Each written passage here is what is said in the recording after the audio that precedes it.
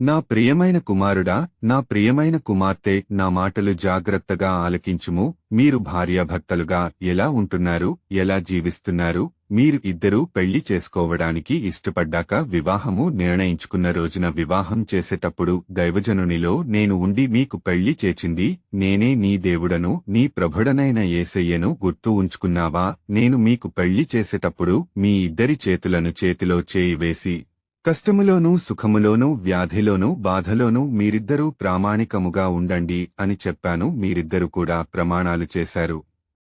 అయితే కొన్ని సంవత్సరాలు బాగానే ఉన్నారు, పిల్లలు పుట్టారు. ఆ తర్వాత కొన్ని సమస్య వచ్చాక మీరు ఇద్దరూ ఎలా ఉంటున్నారు? గొడవలు పడుతూ ఉంటారు, కొట్టుకుంటూ ఉంటారు, బూతులాడుకుంటూ ఉంటారు, భయము భక్తి లేకుండా ఇష్టం వచ్చినట్లుగా ప్రవర్తిస్తారు. ఇది ఒక విషయం. అయితే మరొక విషయం ఏమిటంటే, సృష్టిలో పురుషుని ముందుగా సృజించాను. అతడు ఆదాము పక్కటెముక తీసి స్త్రీగా తయారుచేసి ఏదోను తోటలో వాళ్ళిద్దరికీ పెళ్లి చేశాను. ప్రేమగా ఉండండి అని అన్ని విషయాలు చెప్పి మీ సంసార జీవితం కొనసాగించండి అని చెప్పాను. అప్పటి నుండి అనేక వివాహాలు నేను చేశాను. అయితే భార్య భర్తలుగా మీరు ధర్మాన్ని పాటిస్తున్నారా? భర్త ఉద్యోగానికో వ్యాపారానికో ఫ్యాక్టరీకో ఏదో పనిమీద వెళ్లి వచ్చేటప్పటికీ నీవు ఎలా ఉంటున్నావు? భార్యగా సింపిరి జుట్టేసుకుని సినిగిపోయిన బట్టలు కట్టుకుని చూడ్డానికి దరిద్రముగా కనబడతావు. భర్త వచ్చి నిన్ను చూస్తే అతడికి కోపం రాకుండా ఉంటాదా? చెబుతాడు,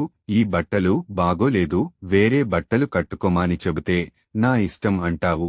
అలాగే ఒక భర్తగా నీవు ఎలా ఉంటున్నావు? పనికి వెళ్లి ఉద్యోగానికి వెళ్లి వచ్చేటప్పుడు ఫుల్లుగా తాగేసి వస్తావు. ఇంటికి రాగానే నీ భార్య ఎప్పుడు వస్తాడా నా భర్త అని ఎదురుచూస్తాది. అందంగా ముత్తాబయ్యి నీవు ఫుల్లుగా తాగేసి వచ్చి కింద మీద పడిపోతూ వాసన కొట్టుకుంటూ ఇంట్లోకి వెళ్తావు. నీ భార్య ఎప్పుడు చూసినా త్రాగేసి వస్తావు అని తిడతాది, కొడతాది, నిన్ను వీధిలో పెడతాది. నీ భార్య అయితే నేను చెప్పింది ఏమిటి, నీవు చేసేది ఏమిటి? బైబిల్ వాక్యము చదువు. అపోస్తులుడైన పౌలు కొరింథీలకు రాసిన మొదటి పత్రిక 7వ అధ్యాయము 3వ వచనము. భర్త భార్యకును అలాగుననే భార్య భర్తకును వారి వారి ధర్మములు నడపవలెను. మీరిద్దరు కూడా మీ ధర్మాన్ని నెరవేరుస్తున్నారా?